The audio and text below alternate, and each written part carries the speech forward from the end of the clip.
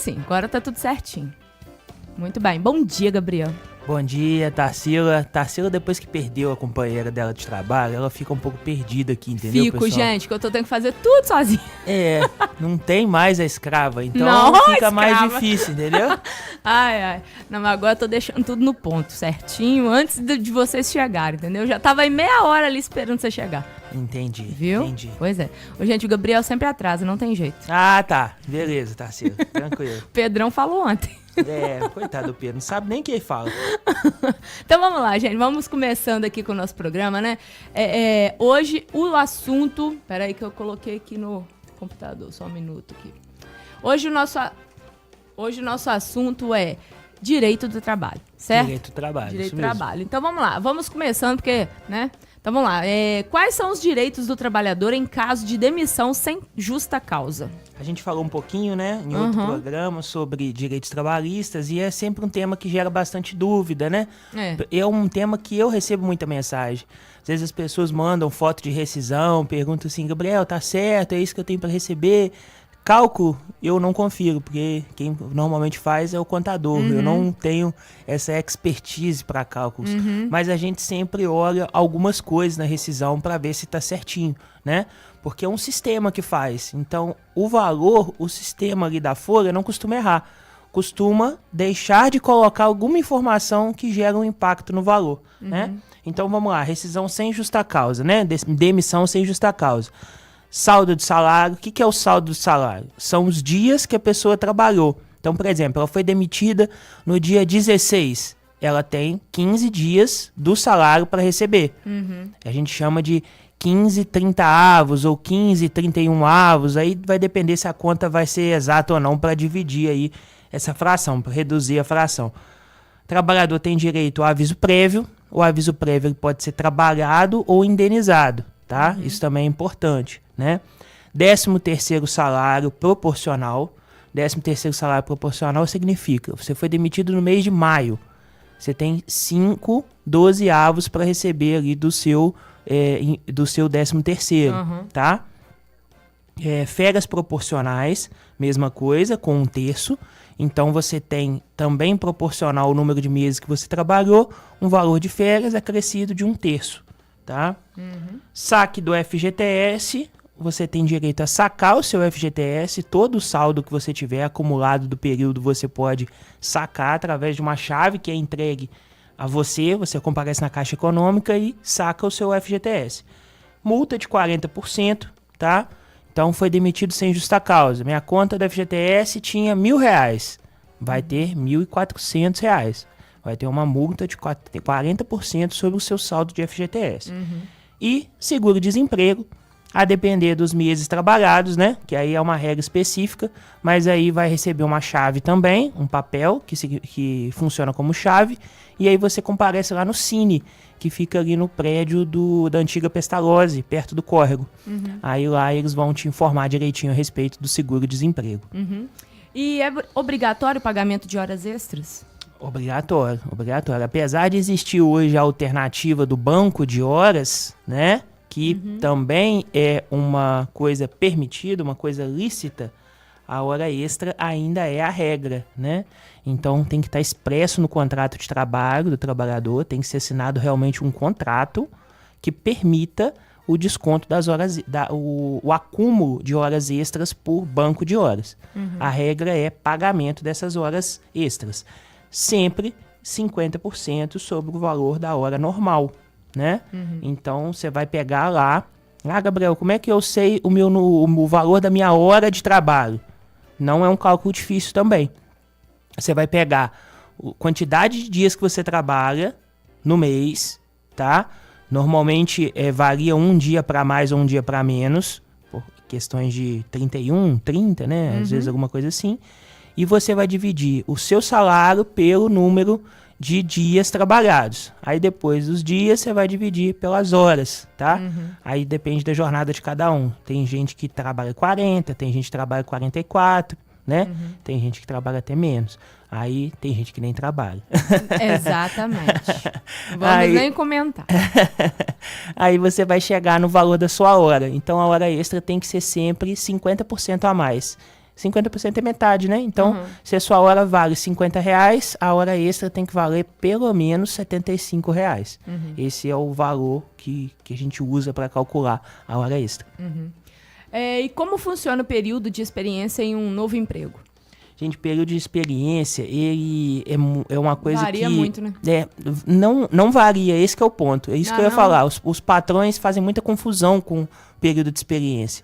Para você ter uma ideia, a gente escuta muito o seguinte: fulano está em período de experiência, ainda não assinei a carteira dele. Mas já foi 1 ano, 2, né? Não, além disso, só isso que eu falei que já está errado. Porque o período de experiência é com a assinatura da carteira. Sim. Tem uma assinatura específica. Você assina em período de experiência. O período de experiência nada mais é do que um contrato por tempo certo. Entendeu? Quando você contrata por período de experiência, você está contratando uma pessoa por um período certo de trabalho, que é 45, renovável por mais 45. Chega-se a 90 dias, né? Então, até 90 dias é aceitável o tempo de experiência. 45 mais 45, chega a 90. Inclusive, se o trabalhador quiser sair durante o contrato de experiência, ele tem que indenizar o patrão. Ele tem que pagar aviso prévio ao patrão. Porque é um contrato que é firmado por tempo certo, por tempo específico. E no final desse tempo, o patrão escolhe se assina a carteira em definitivo ou se não assina a carteira em definitivo. Mas esse é o procedimento. Entendi. É simples, tá vendo? Mas as pessoas fazem muita confusão em cima desse contrato de experiência. É porque eu conheço gente que tem experiência até hoje, não assinou carteira nem nada e tá de boa aí. Pois é, esse contrato de experiência é eterno e sem assinatura de carteira, né? É uma modalidade nova, né? É verdade. Vamos nem falar, comentar, depois dia a gente podia falar sobre isso, Um dia a gente podia falar sobre isso. Quais são os direitos do trabalhador que sofre um acidente de trabalho? Acidente de trabalho também é um tema, né, que ele é bem complicado pro trabalhador, né? O que é o acidente de trabalho? O acidente de trabalho, ele acontece sempre quando acontece algo no trabalho ou no deslocamento para o trabalho, tá? Então, isso também tá valendo, isso aí eu já não sabia. Vale sim.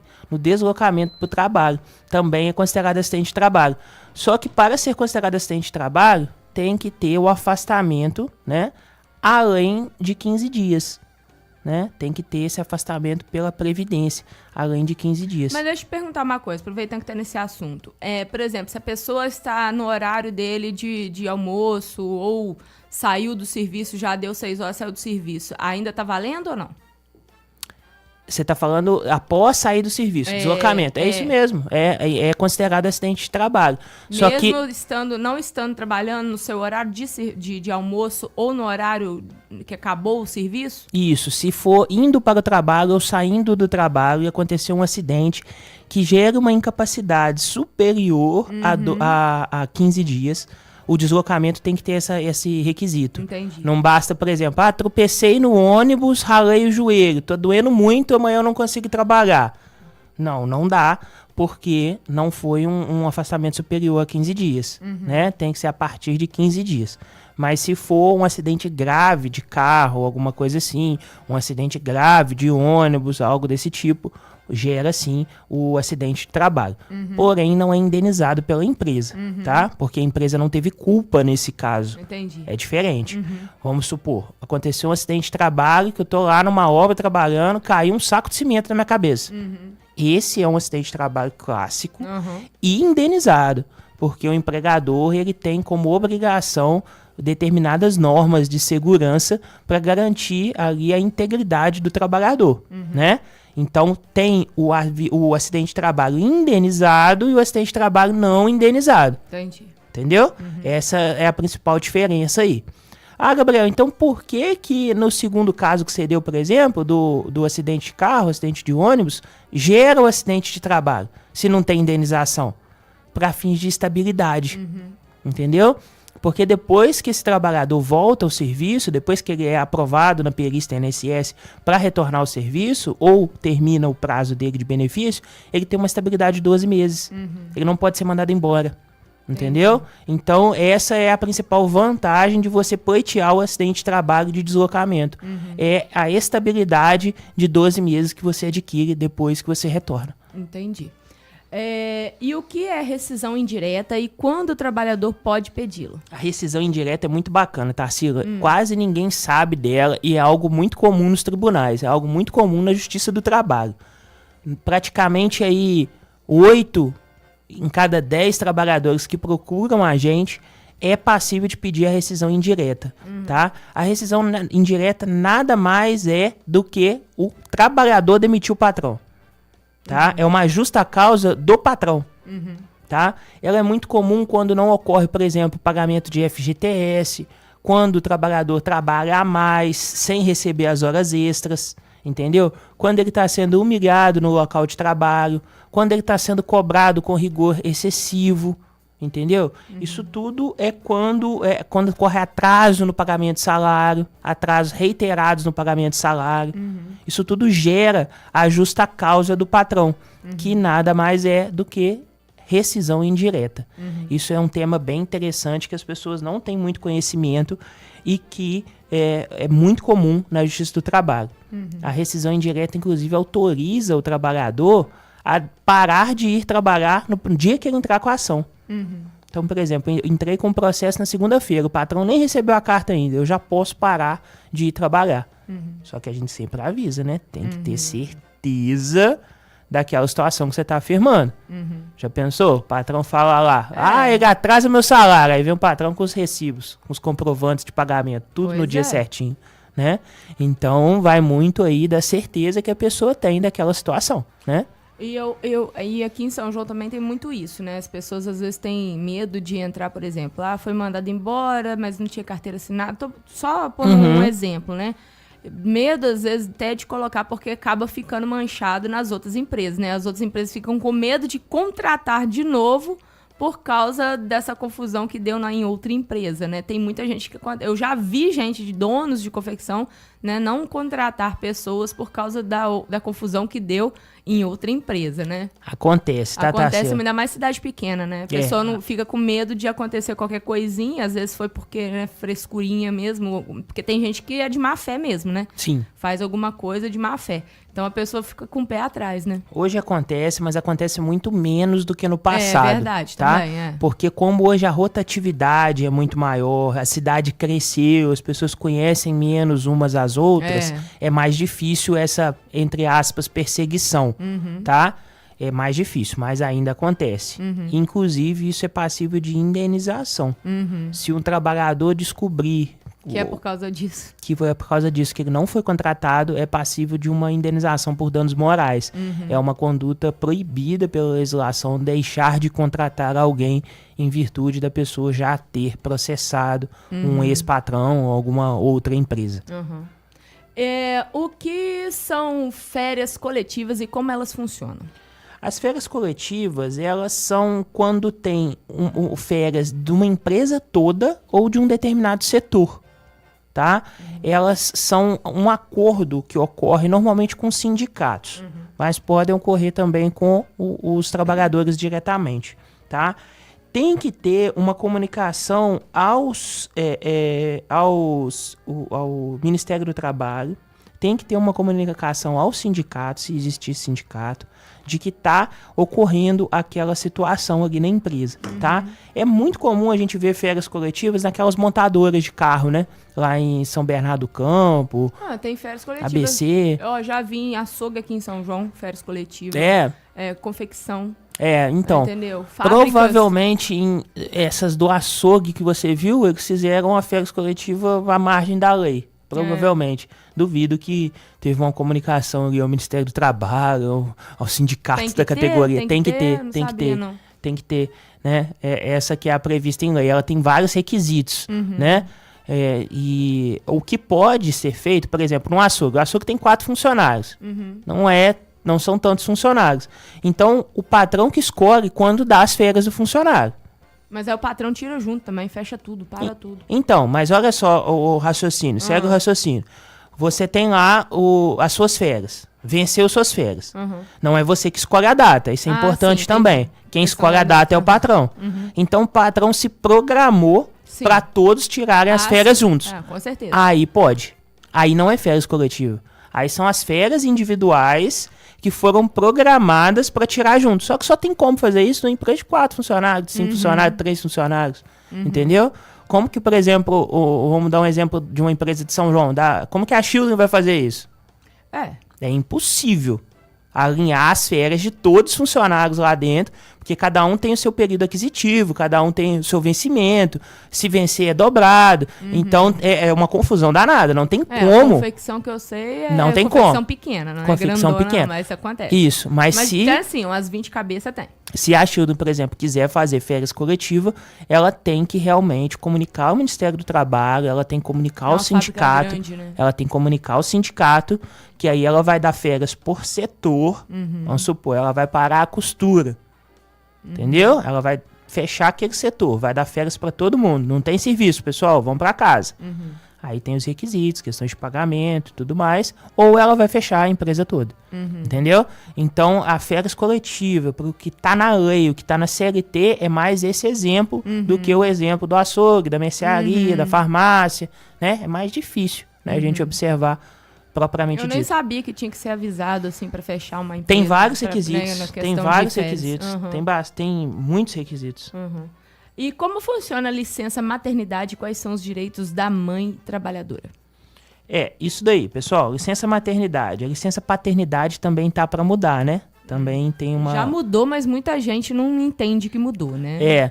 Tem alguns requisitos aí que tá para ser analisada a licença paternidade para torná-la mais parecida com a licença maternidade. Acho justo, né?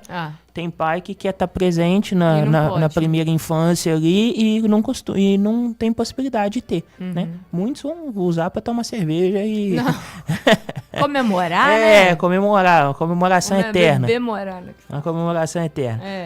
A licença maternidade, então, ela é de 120, tá? Podendo ser de 180 em determinadas empresas que aderiram a um sistema do governo que premia as empresas que dão mais tempo de licença maternidade para as mães, né? Então, é chamado empresa cidadã, isso mesmo, empresa cidadã. É uma possibilidade, tá? Estabilidade, depois que retorna do serviço, a mãe, a gestante, né? Aí, no caso, vai ser a mãe ainda é 6 meses, né? Tá amamentando, não? Eu esqueci como é que chama o termo depois que a mãe tem a criança. Me fugiu agora o termo aqui.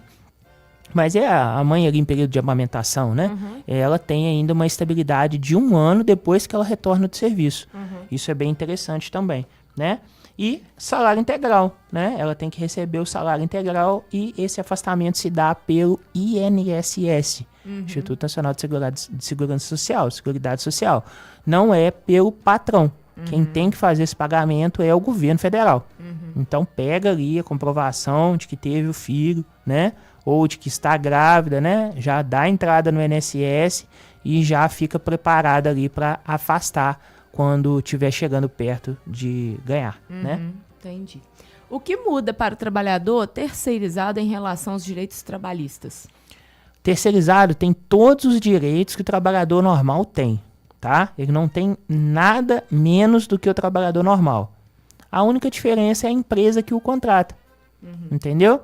Então, quais são os ramos mais comuns de se ter terceirização? Hoje, o STF decidiu que qualquer setor, qualquer ramo da empresa pode ser terceirizado. Como que era antigamente? Aqui é uma rádio, certo? Principal função da rádio. Qual é a principal profissão que tem dentro da rádio? Locutores. Justamente, o radialista, certo? Então, os radialistas antigamente não poderiam ser terceirizados. Eles tinham que ser funcionários da Rádio Garbosa. Hoje em dia, o STF já aceita a terceirização da atividade principal da rádio. Então, hoje a gente pode contratar um radialista terceirizado. Ele não precisa ser funcionário da rádio.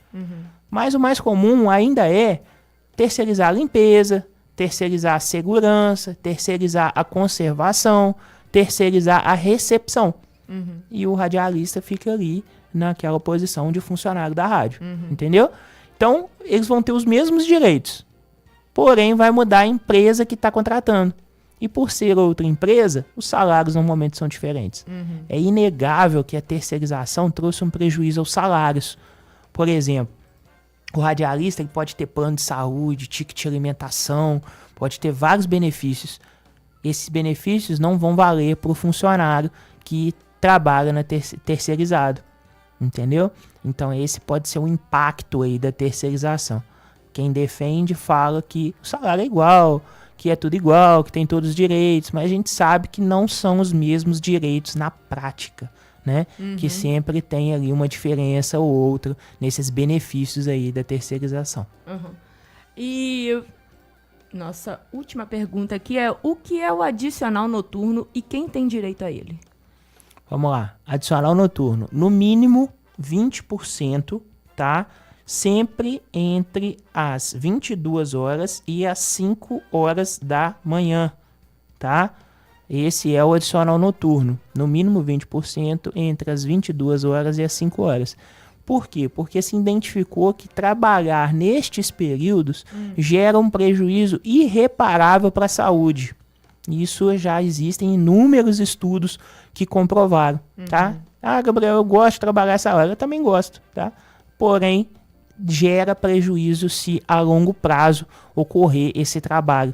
Então, a lei optou por bem em remunerar esse trabalhador com um salário maior em virtude desse prejuízo que ocorre à saúde dele. Isso aí vale muito para quem trabalha de segurança, né? Quem tem os turnos de fábricas, porteiros, né? Porteiro, fábrica também, que tem aqueles setores que fica aí mais tempo, né?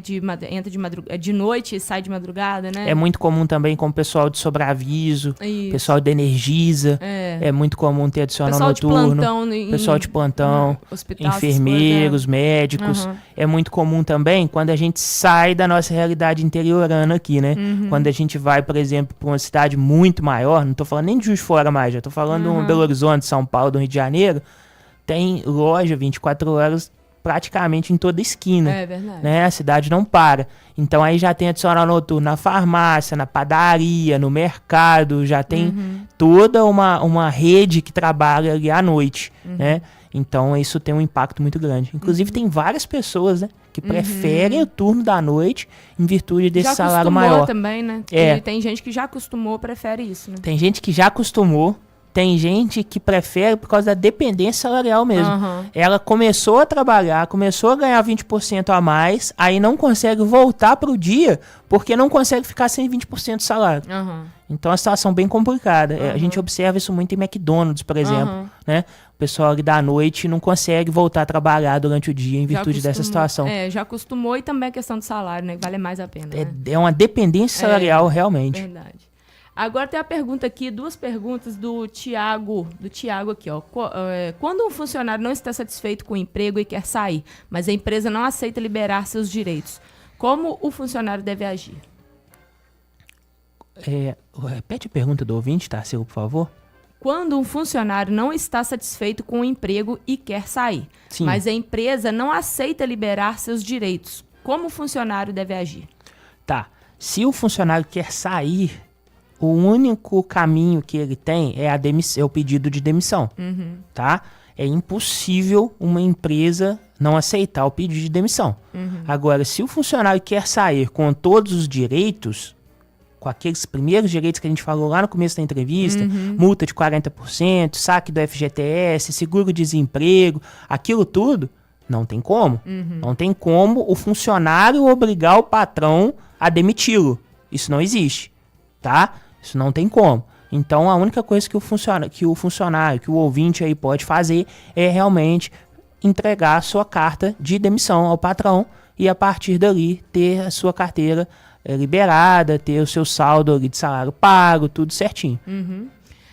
Agora o Pedrinho do Palito falou o seguinte: bom dia, Tarsila e Gabriel. Se a pessoa trabalha de carteira assinada e está no seu período de férias e resolve fazer uns bicos, e machuca e fica uns 15 dias ou mais parado, mas suas férias já estão acabando e não dá tempo de voltar para trabalhar, o que fazer neste momento? Eita, Pedrinho já... Complicou. Pedrinho colocou aí um exemplo que é tá uma de férias, exceção. Período de férias, né? E acabou o período de férias e tá machucado ainda. E aí? É uma exceção, mas que acontece muito, tá? Por causa daquela precarização do trabalho que a gente falou, então as pessoas ganham tão pouco que acabam tendo que pegar bicos nas férias, né? Nesse caso, Pedrinho, não vai ser um auxílio que ele vai receber, não é acidente do trabalho, não é nada disso. Mas tem que verificar se aquela lesão que ele teve ali o impede de trabalhar, tá? Vamos supor, pode acontecer nas férias, pode acontecer no final de semana. Então, assim, não é uma situação que está relacionada ao bico, necessariamente, a você estar trabalhando nas férias. Você pode, por exemplo, você sei lá... Você pode até machucar dentro de casa, né? Você... Justamente, você é servente de pedreiro. Aí você foi e caiu tomando banho, quebrou o braço. Como é que você vai voltar ao trabalho? Né? Não é acidente de trabalho. Mas se a lesão resulta em incapacidade para o trabalho, você vai pedir um auxílio doença ao INSS.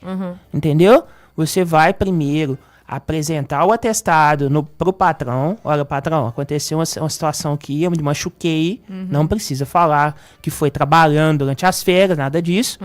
Não é proibido trabalhar durante as férias, tá, gente? Só é proibido trabalhar no emprego que você tem durante as férias. Você pode fazer o que você quiser da sua vida durante as férias. Você vai apresentar o atestado. Olha, patrão, eu não posso voltar porque eu tive uma lesão aqui e eu não consigo trabalhar com essa lesão. Atestado. A partir do 15º dia, INSS, auxílio doença. Esse é o caminho. Tá bom? Então, tá.